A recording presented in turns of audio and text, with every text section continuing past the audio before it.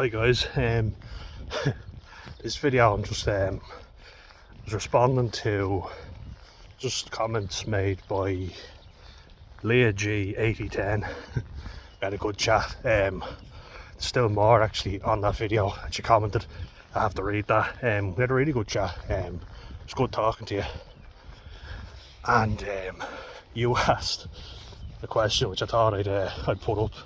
I think a few people have asked, so I think it's good just to address it. But she was asking, do I have ADHD?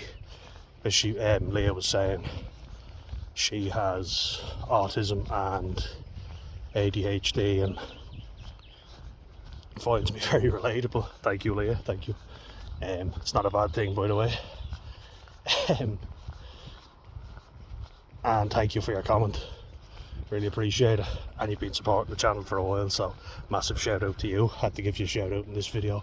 But yeah, so I definitely think I'm riddled with it. I was actually diagnosed with it before by one psychiatrist, but I had to see a child psychiatrist who gave me an official evaluation. So it was like, one psychiatrist said to my mum, I'm pretty sure he has ADHD, because I couldn't stay still. I was anxious all the time. I couldn't focus on one thing. But then on the flip side, having autism, I was able to hyper focus if I was extremely interested in something, you know. So you've probably seen it in the videos, but I remember there was a funny incident actually, where there was this really good looking girl in my college course, and she saw me on the bus. She said hello to me, and we were chatting, and I was talking away to her, and I was like, oh, I know that fella on that bus stop, you know. I said, I know that fella's face. She was like, oh yeah, I know him. I was like, oh, really cool, yeah. And then I'd be walking by and I'd go, oh, that dog's really cute. I could just start talking about random stuff, get distracted very easy. Like, I'd be talking and I'd be like, oh, look at that bird. And I've been described by a lot of people as the most random person they've ever met. Like, I'll just bring up something randomly and it's just the most random shit. Like, I'll talk, you know, where people will be saying something to me, and I'll just go, what would be your favourite way to die if you had to be killed, or something? Like, something really, it could be really dark, but if you were an animal, what animal would you be out of the blue? What dog do you reckon you'd be? I'd like to be a Rottweiler, FYI. I love a golden retriever Alfie, but I'd love to get him a Rottweiler friend. Yeah, so I was originally diagnosed with ADHD, and then the clinical psychiatrist that evaluated me said autism spectrum disorder and comorbid anxiety. Then more recently, emotionally unstable personality traits, also known as borderline personality traits, which obviously has a lot of stigma around it. But as I said before, with labels, you're dealing with a human being, and no two human beings are the same. Like my mate Oisin, who came on the channel, has bipolar type 1, has gotten into a lot of trouble before in a lot of situations, but he wouldn't be the type to bother people with his problems. In fact, you'd have to ask him, you know, and say, no, what's wrong? And he'd be the first to show you empathy, but rare to show it to himself, you know. Whereas I've met other people who have bipolar, and maybe there's something else we don't know. It doesn't always have to be a condition associated with just being a shitty human being, you know what I mean? But I've met other people with bipolar who can be quite intense and their problems, but not want to hear about yours. But that doesn't mean that he's any less of a person because he's the same condition. I think the fact that I have autism, it means that I tend to try and rationalise everything, you know what I mean? So I'm like, how do people with this specific condition behave? So they behave this way, therefore I have to behave that way, or I don't have the condition. Do you know what I mean? I don't do that, therefore I don't have the condition. That's how I'd say it. It can be very black and white thinking, which is ironically associated with emotionally unstable personality or borderline personality, as it's more commonly known as that.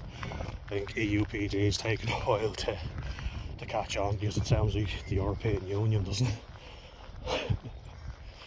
I thought it stood for something like the European Union Parliamentary Diocese, something like that. But no, I think it's very confusing. A lot of terms in psychiatry are very confusing, and then you have misdiagnosis. So you can get burnt out as well and get overstimulated, you know.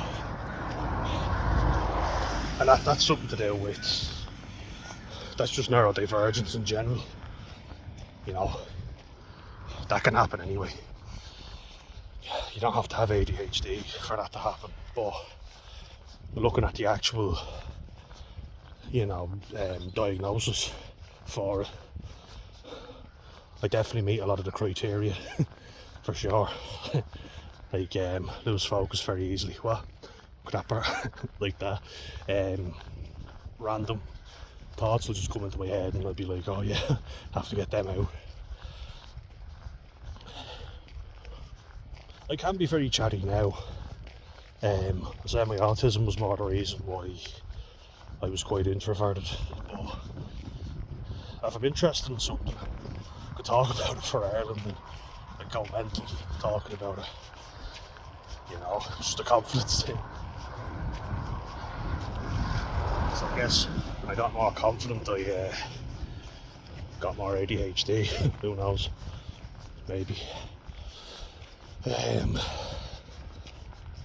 But yeah, no, it's an interesting question, because Leah, you're not the first to ask. Definitely don't think you'll be the last. My own family will go, "Jeez, you're very chatty, calm down." Maybe like, well, better than me being depressed, isn't it?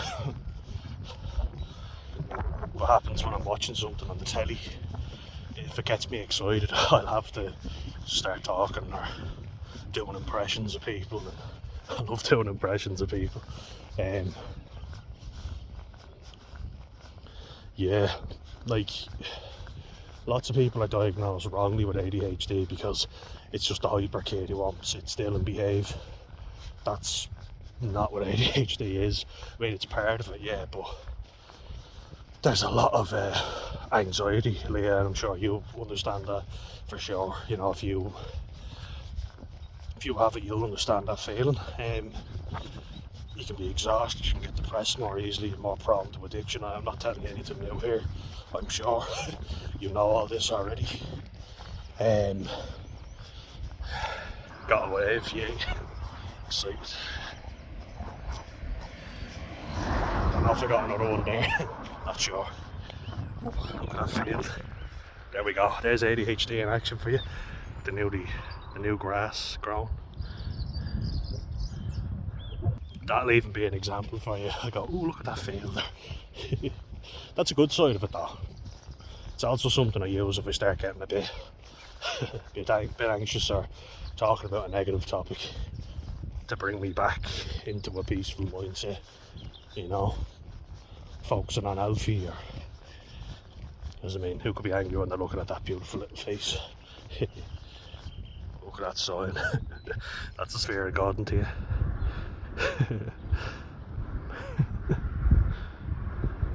Message received loud and clear. Don't have to tell me twice. Bulls are class, aren't they? Beasts. Alright, move in there. Absolute monsters of yokes. Yeah, like people who are neurodivergent in general, they will getting distracted again. People who are neurodivergent in general, though, they will be more prone to addiction. So, say I could overeat, or I love caffeine. spoken about that energy drinks and all are a bad one for me, or used to be at least. I've always been quite addicted to stuff, so yeah, Leah, you probably get that as well, or you go down a rabbit hole and you become obsessed. That could be autism as well. So you have autism also, so you know, I'm not telling you anything new. You're the master. Sorry, 1 sec. Got another wave. Yay. The lighter the more I get. But yeah, Leah, so it's an interesting one. I just thought I'd make a video on it, seeing as you were asking. Also to give you a mention, because you've been watching for so long, and I really do appreciate it, genuinely. Like addiction wise, it's definitely something now that I've read up on. Autistic people not associated with addiction as much. Now ADHD would be quite highly associated with addiction, and like, as that is one of the criteria, I would say, yeah, more so than autism. ADHD would definitely be much higher comorbidity with addiction. And geez, I've been addicted to everything, so alcohol was something that I used that more so as when I socialised. I loved the stimulating feeling it gave me, so that's why I loved Jaeger bombs. So, you know, like mixing your energy drinks in with your alcohol. Smoked as well, so not a chain smoker, but nicotine was something that had an effect on me. I love stimulants. I really love stimulants. I'm sure you know that feeling already. But exercise as well. You know, I overdid it with exercise as well. Burnt myself out big time. Technology, phones. I feel like this is a more positive use of what happened there. Now it's getting dry. Probably a good warning to stop talking, but we'll persevere. This topic's just got me really excited, ironically. Once ADHD is mentioned, gets me jumping. Yeah, like technology, so the phone, I have a rule that I don't look at the phone once I'm in my bedroom. I wind down before sleep. You know, that's a rule of mine which really suits me well. Jesus, I could be on it for ages. I gamble as well, you know, like I talked about addiction. I had a real compulsion to put bets on, because it used to make me feel the same joy that I felt when I was a little kid and watching football and rugby for the first time, which was addictive. Gave me that same hit. Made me feel great, you know, I really cared who won because there was money involved, but not even that. Just to see if the bet won or not. It was actually the bet winning that gave me that rewarding feeling. Obviously money's nice to have in your pocket too, but definitely more prone to addiction, yeah, for sure.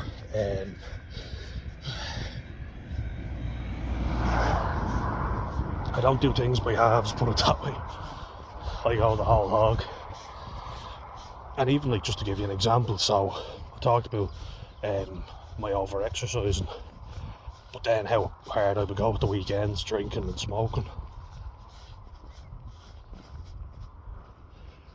So I would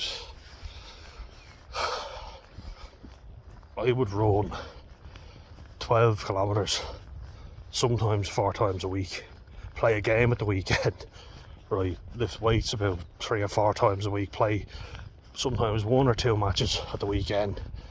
As soon as my match was done though, I'd have like 20 points or something like that, shots.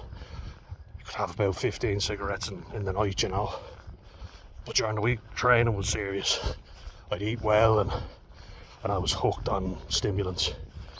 So I thought it's kind of like stimulants keep me going during the week, allow me to train and lift weights, do my running.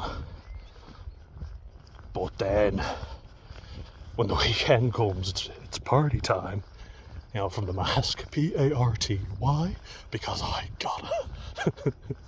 What a movie. I absolutely love Jim Carrey. I love him. He's such a great actor. Hope he's doing alright. He had a few moments of his own, you know. He's definitely got ADHD, I would say. If he's not already diagnosed. Do we even need a diagnosis? Brain wandering off again on me. But yeah, like that's probably a good example. Like, I could be addicted to training during the week, but then come the weekend, it was like work hard, play hard. So I could do so many different things because I had the energy to do them, but then it all comes crashing down, Leah, you know. So you probably understand that feeling better than me, or if you can relate to it, please put it in the comments. I feel like it was just good. I wanted to, as soon as I got your message, I was like, oh, I want a voice respond, but can't do it in the YouTube comments, so I thought I'd make a video talking about it. It's something that really fascinates me. There's a lot of symptoms that I have that aren't explained by autism. You know, I don't like people going, oh, he doesn't do this, therefore he mustn't have this. He doesn't do X, therefore he mustn't do Y. Did you hear that? Sometimes how I tend to jump ahead because my mind's working faster than my mouth can comprehend. It's that flood of thoughts. Look at that. Doesn't that look like there? Doesn't it? Looks like reading music. See that? See how easily? I'll see one thing and I'll just snap it. I'm not trying to. Just wanted to show you. Stuff will just pop up and I will be distracted. But then again, I can hyper focus on something. If there's external noise though, I'd be very easily distracted, put it that way, you know. So today, like I was talking about it earlier, but I was trying to show my mum and my brother how to change blades and how to use the lawnmower, the robotic lawnmower that we have for the garden, because I'm looking at jobs, I'm looking at moving out, I'm looking at all these different possibilities that are hitting me and overwhelming me to fuck. Really overwhelming me now. When I'm trying to focus on something, if they keep talking or, you know, making noise, asking, like if they ask questions, I'm like, alright, yeah, just 1 second and I'll answer that. If they talk or say something or, you know, make fun of me when I'm doing it, I get very annoyed because like, I can't fucking focus. Like, can you just give me a second? I feel like I have to explain that to a lot of people and they don't get it. It definitely affects me more, put it that way. I need people to just give me time to think, because there's so many thoughts going on. Like, someone said to me before, you have hundreds of thousands of thoughts in a day, and I was like, how about more like millions of thoughts a day? Billions, because my mind just races. It doesn't stay easy. So I found like burning myself out was the best way to go, but not always. Like I used to, as I said, I used to do boxing training, rugby training, football training, cycle to and from school. I used to do so much, and then I feel like with the depression, there's a thing called, you're not depressed, you're deep rest. You need deep rest, I should say, because you're so burnt out, and that's when I could sleep like a baby, because I'm so fucking burnt out, you know what I mean? But it helps you to sleep, but it's not great for you either. Got another wave, happy days. But yeah, now that I'm not stressed as much and I've taken time off that I really need, not doing as many things, my mind's not wandering as much, and I'm getting more comfortable with who I am. I worked a lot on myself and my mind is a lot more relaxed. I could sleep a lot easier and I don't have to do as many things. I can't. I was always afraid of being stuck doing nothing, you know. And Leah, we were talking about that before, where you said, and we were joking about it, saying one thing feeds the other, you know, in a negative way. So I find that ADHD makes you want to be very outgoing and extroverted, but autism is like the opposite, even though they're both neurodivergences. One makes you want to jump around and talk to everybody, but the other kind of keeps you introverted, so you feel like you're going to explode, because I want to talk to everybody but I don't have the energy. Or not that I don't have the energy, I definitely have the energy. What I don't have is the social skills. They're not innately in me, and teachers not bothering and saying, teachers saying things, do you mind? I'm trying to make a fucking video.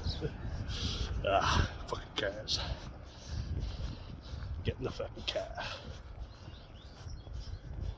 Anybody see Black Mass with the thick Bostonian accents? Get in the fucking car. I lost my train of thought there.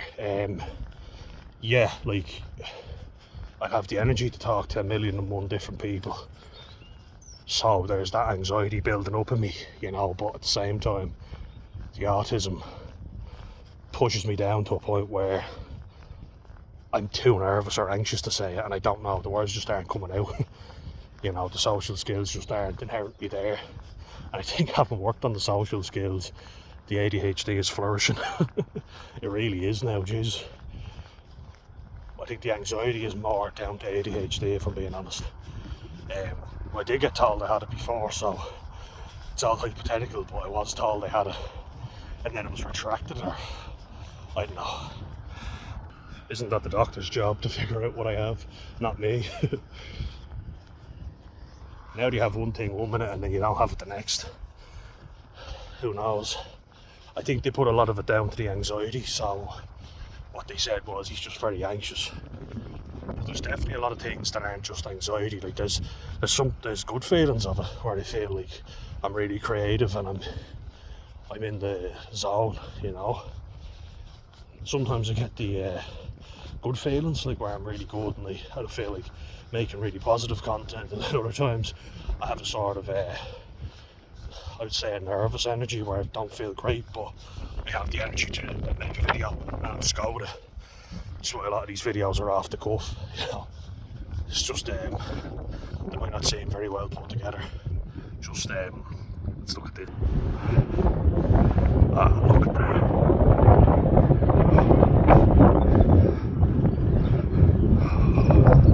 So peaceful, so calm and so peaceful. Excuse my mind a moment to rest, because I'm a chronic overthinker as well. But yeah, I was saying, teachers said I was the worst case of autism they'd ever seen, which is, it's nice to know. And there were plenty of other kids who were pretty bad, let me tell you. They just didn't put the effort in with me. I feel like a lot of them could have made more of an effort themselves, and if they had, they would have seen I wasn't a bad kid. I was just very frustrated, you know. My dad was there 1 minute and he wasn't. That made me very anxious. My mum was a nervous wreck and, you know, flew off the handle very easily. Didn't have the social skills to flourish. I didn't fit in well. I became quite withdrawn when my dad left, and my granny died, God rest her soul. I withdrew really badly, you know, the second time my dad left. It wasn't great to begin with, you know. I feel like a lot of things happen at very bad times, so a lot of negative shit tends to happen in one for me. So my dad left the first time I was just starting school. You know, I'd been held back a year, so that was quite awkward. It was only 4, then I went in, I got held back a year. So I kind of got a friend group, and then still an awkward enough kid, but I think it kind of threw me off, the fact that I was in with one group and then the next I was with a different group. So that kind of fucked things up for me.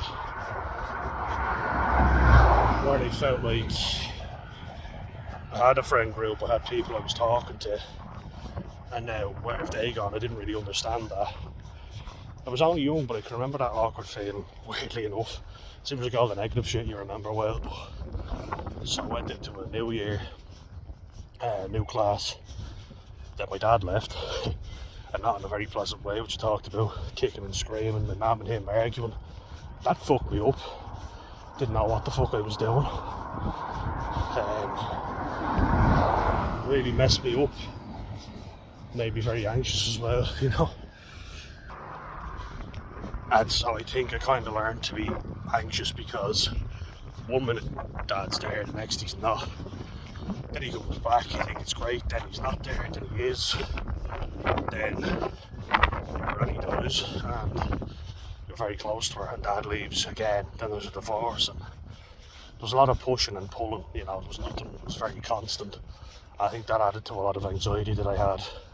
And you learn that nothing, no one stays, everyone leaves, which is very borderline, the fear of abandonment. It would explain a lot, you know, which is why I cling on to good people if I have them. Try not to be too clingy, you know, but there's that anxiety that they're going to leave. Of course there is. And I think it's quite reasonable that it would be there, considering that there's actual people leaving. And that's why I have a problem with labels, because I think some people are more sensitive, yeah, but there was plenty of shit that fucks up children. A parent leaving is very traumatic. A parent leaving twice, then an official divorce, because he left twice, yeah, but the divorce was like where things got bitter, you know, where we start being asked questions, and there was a court case, and it started getting pretty nasty. We felt like we had to take sides, me and my brother. So like, that's a very awful place to be, even when you are older teenagers. And then, geez, we moved house, and that was really shit. Just say hello to the cows, put me in a good mood again. Hey fellas. So I've their bullocks as well. Right there.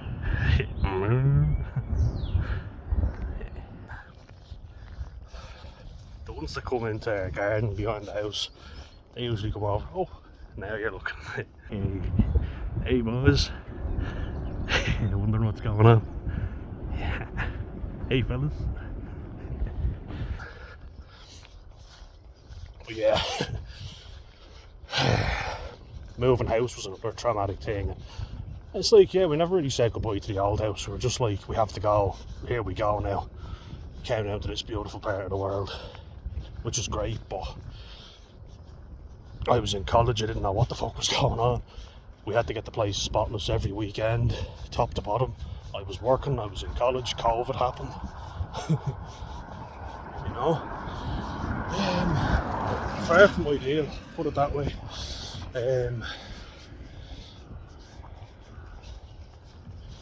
Yeah, like Jesus, COVID, moving house, which it wasn't selling for a long time. Then we had to find a place to move to. The house wasn't ready in time. We'd stay in our cousin's place. We felt like we were kind of putting them out. My life is basically being fueled by anxiety. Which you can say, yeah, you have the tools to deal with it, but also it wears you down. That's why there's chronic illnesses in the family, autoimmune diseases, because you cannot live in a state of anxiety and stress for very long periods, you know. It will fuck you up, and it has. That's why I have the issues I have now, but we're getting there. It's like I've always been active, I've always done stuff, but Jesus, it makes sense, doesn't it? And listening to you, Leah, you seem like you had plenty of reasons that you were anxious that weren't your fault, you know. So I think that plays a huge role as well. Environmental factors are massive. I don't think a child is ever anxious for no reason. You know, if someone says, oh, you're just an anxious person, there's always a reason. And invalidating people's feelings is not good. doesn't help anything. Usually it's because other people aren't comfortable dealing with these feelings themselves, you know.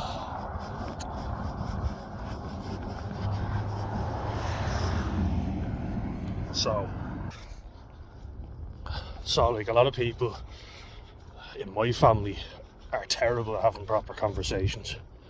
They often don't want to deal with certain situations, and if I try and question them about something, they'll start playing the victim or putting it back to me, or gaslighting me, outright gaslighting, saying, oh, you're remembering that wrong. My mum, who I put on a pedestal, did it the worst.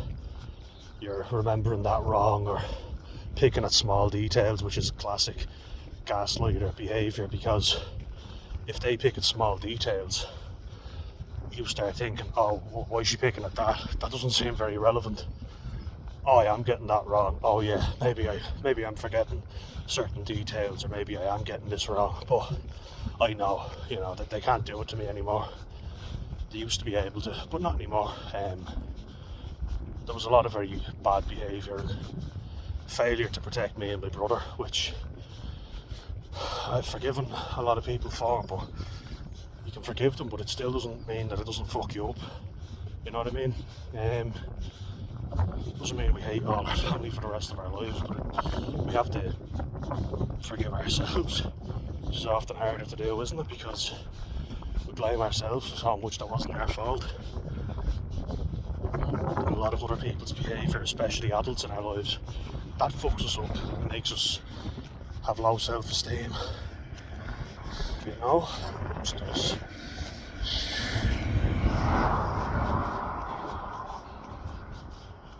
Question is, how do we fucking cope with it when we're adults? Because I used to think, I can't wait to be an adult and all this shit will be gone. My brother can be very insightful sometimes. He reckons he's got ADHD as well, but maybe more so ADD, because he was hyper as a child, but now he's more, he's very introverted now. He's always quite soft and a gentle guy, even though he's quite big and strong, which was an easy excuse for people in the family to not take action and help him out, which is why I have a big problem with just going, somebody else will deal with it, We have to help out people in our lives that we care about. Can't just say, oh, somebody else will deal with it, or deal with it yourself. So that's fucking useful, isn't it? But when you get to an adult, you realise, and my brother said this, he's like, you only realise as an adult how the problems you had as a kid fucked you up. Very true, very true. So you've got flies keep going into my face, and then I keep getting really itchy skin because I think they're biting me. Tiny little ones, they're small little fuckers. But yeah, you have to forgive, I think, because if you don't, especially family, life's too short to be mad at your friends and your family. I don't think you should forgive everybody. No, definitely not.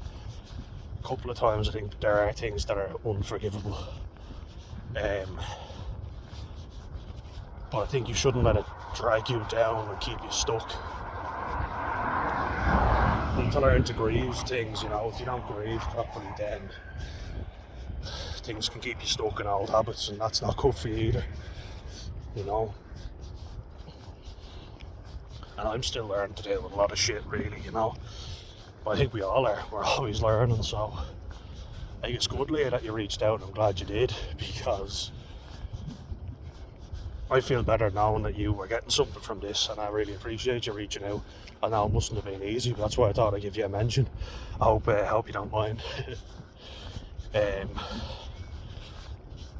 I hope you're watching. But yeah, that's a long-winded way of answering your question. I hope it helps. There's environmental factors, though, is the thing I want to point out. Very rare you'll just get a kid that is anxious as fuck and comes from a good family that everything's running smoothly,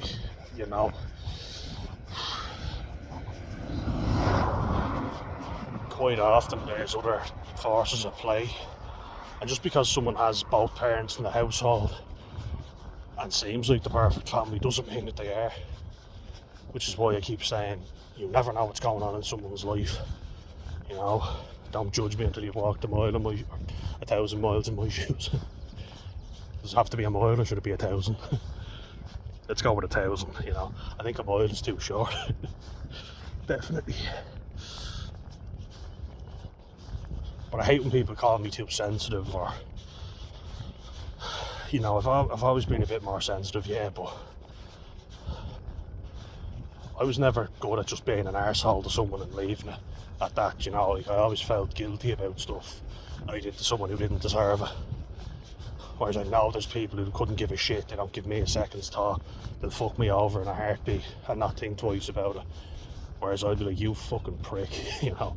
And I'll hold grudges with people because I'm like, you know, you don't get to treat me that way. I don't think we should tolerate people treating us badly. You know, very often if you look hard enough, you'll see there's a good reason why you're extremely anxious or extremely hyper, you know, or easily addicted to substances, you know. And quite often it's not your fault, you know. It's because you're looking for something to fill a void, and I find that's definitely true for me. Definitely. Got another wave, yes. But yeah, I think that was really deep, wasn't it, and pedantic. But yeah, it's definitely true for me, filling a void. You know, I often think, how good could I have been at rugby or any sport if I'd believed in myself? A lot of times it was just an avenue for unleashing my frustration and anxiety, but I didn't believe in myself, not at all, because I didn't feel like I was good enough. I still don't, to a large degree, you know. I've struggles that a large majority of people don't have. I want to show you this though before I go into that miserable shit. Oh, this makes me happy. I'm standing up here on a bridge, so that's so cool, isn't it? Might be a few leaves. This little river there.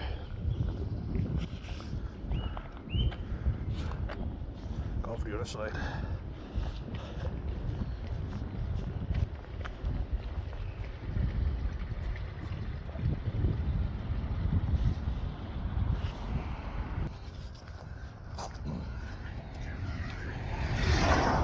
I tell you, that's something now.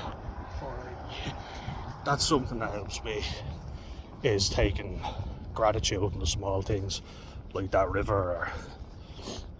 But it stops me filling a void, you know. Really does. Yeah, low self-esteem, low self-worth. I think a lot of people who subscribe to my channel know that feeling. And a lot of people who tell you just to toughen up or man up take for granted all the strong role models they've had in their lives. Maybe we all haven't had that, you know, or maybe they're insecure and haven't had enough love in their lives, put it that way. Yeah, look, you can feel sorry for people, but if they're fucking you over and treating you badly, don't fucking allow that, you know. And I'd never encourage that. I don't think that's right. I think all this thing of forgiving people, it sounds very good, but it's quite twee, isn't it? It's like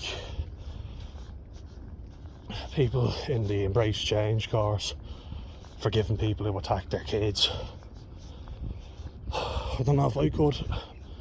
Like, my brother wasn't attacked, but they chipped away at his fucking confidence. You know, I didn't fucking help either, so I feel guilty of the role I played in that, thinking I was just slagging and that's just what brothers do. But I feel like he needed me and I wasn't always there for him, so I thought I saw that little fucker and I'm gonna have a go at him, but then he gave out to me for it. So there I was thinking I did the right thing, and I get given out to for it, you know, because I'm not a believer in you just leave people, let them get away with stuff. Oh, my family didn't get involved in anything. Lots of friends I had never got involved, never helped me out. They'd say the right things, but if push came to shove, I don't know if they'd be there. You know, I could say some twee bullshit when it suits me, but a lot of times I was focused on, number one, saving my own arse because I had to. Nobody else was doing it for me. I felt bad about that, you know. Felt like I had to do more. And I wasn't a good friend and I wasn't a good brother, but there's a lot of times I had to be fucking selfish, because if I wasn't, I'd get the shit kicked out of me, or if I didn't defend myself, if I didn't get myself out of trouble, nobody else was fucking doing it for me, you know. But now that I've coped with stuff better, I feel like I have to look after my family members, number one. Friends, yeah, but I've had a lot of bad friends, a lot of them. A lot of people who've turned their back on me for somebody better. When it was convenient, they were my friend, but when it wasn't, and here's a good tip. Here's a good tip for you. Good friends don't show up when it's convenient for them, you know. They show up when you need them. Not just when it's fucking convenient, you know. I say this because it'll help you out a lot. You know. I know it feels like I've gone on a fucking tangent, Leah, but you understand because we had a good chat and we were both heading off in tangents. But the reason I'm talking about this is because you need good people around you to help you out, you know. When you're neurodivergent like we are, you're more vulnerable to being abused. Which I think is sick, it's disgusting, but it's true. So we've got to have each other's backs, you know. And I'm really glad you asked, and I hope that answered the question. Hope that helped you. It's a long-winded way, you know, but if anyone understands, I think it'll be you. So just leave it on this. Another beautiful field with new grass coming through. Have a look at it now. Makes me happy anyway. I hope it helps you guys too. Oh, look at that. Look at that. Oh. Thanks guys. Stay well. Happy Easter to everybody as well. Wish you all well.